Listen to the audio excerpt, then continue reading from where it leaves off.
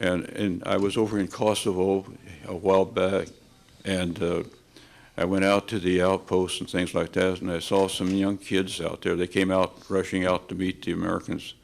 And the lady who was there was a nun from the monastery there, and she told us, she said, that's the first time she's ever seen the children run out to meet soldiers.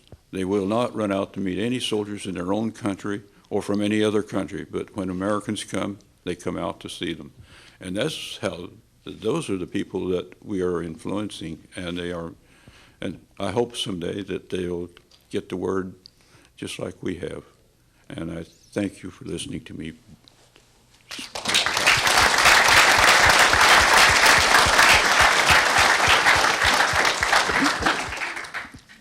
When I volunteered for the Army, I actually tried to get in the Air Force, and my draft card says 4C.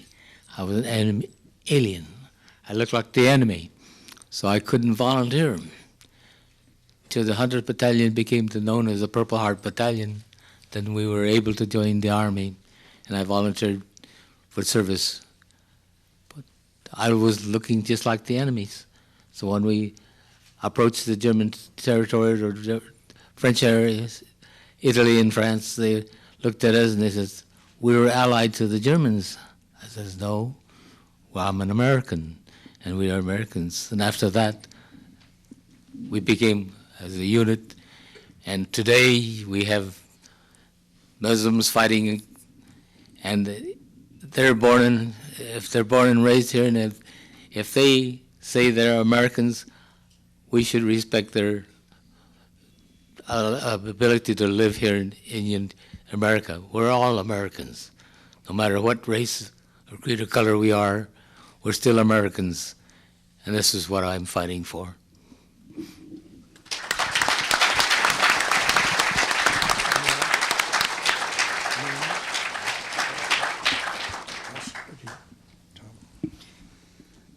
When I think about being an American, how lucky we are, I'm from Concord, Massachusetts. It was in Concord, April 19th, 1775, that the colonials around Concord and the outlying towns took their first stance against the British, who for so many years have subjugated the colonists here.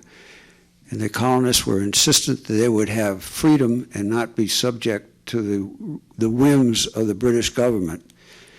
They took on, with the rest of America, the colonists, such as they were, the mightiest nation on earth, and after 7 years, after having stood up to them, defeated them, and thus started the United States of America. We were so blessed to have had a group of educated, foresighted, sensible people to have written the Declaration of Independence, which demonstrated to the Crown and to the rest of the world that we would not give up any of our freedoms. And following that was the Constitution, which is probably one of the most magnificent documents that's ever been created in history. And we've gone through this time, through over 2 centuries, of trying to preserve our Union. We've had tremendous leaders through those days.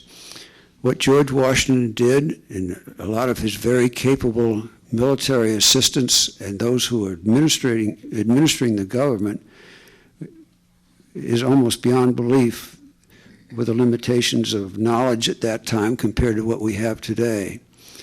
George Washington, Abraham Lincoln held this country together in the Civil War.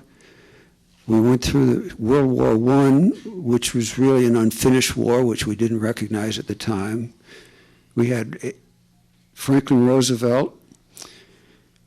And my hero at the time, being a Korean War veteran, was Harry Truman, who showed unbelievable leadership for a haberdasher, someone who was almost scoffed at when he took over after President Roosevelt died.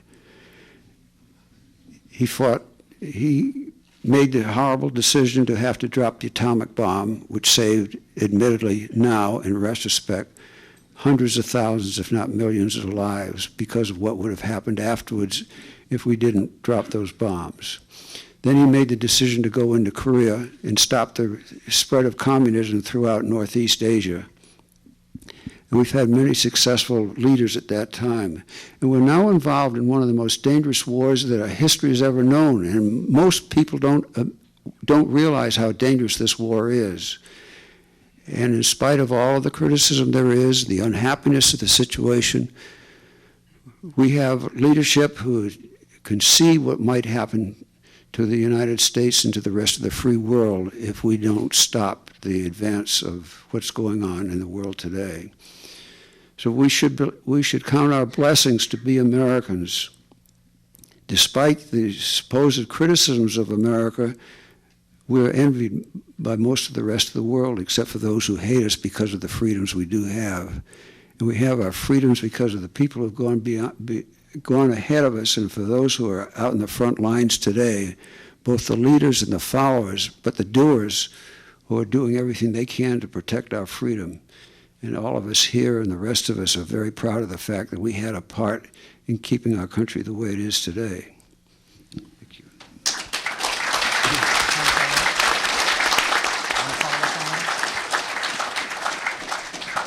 Ladies and gentlemen, I'd like to clarify a point to the young ladies.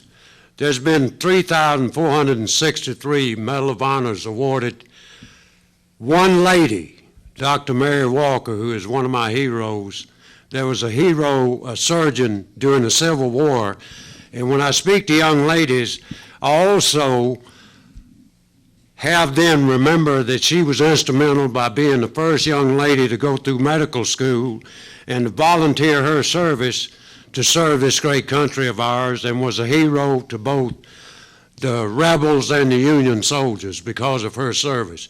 We also had a second lady nominated during the Persian Gulf War, but it was not awarded, and it wasn't Meg Ryan.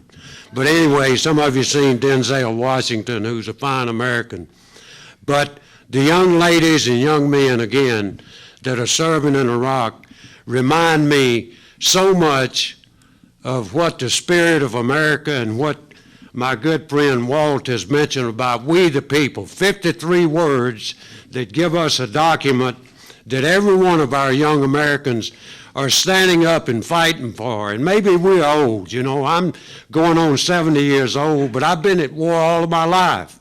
I spent 37 years in the military, fought 7 years of my life in war, and then when I retired, I was in war last year, and we were flying over Ramadi, and 3 rounds went through the helicopter, and a friend of mine reached over and shook hands, and we smiled at each other, and he said, well, I'd rather die here than in a nursing home, wouldn't you, Bob?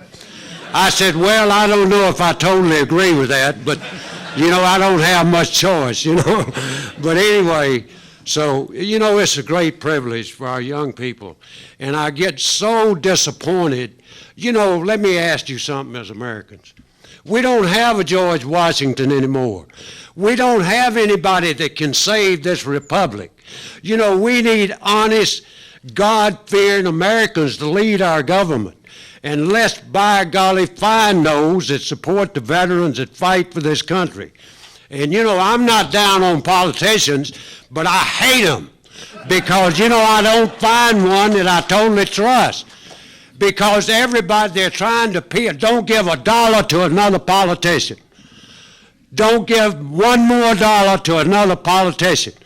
If they serve 1 week in the military, by God, we'd have a different country.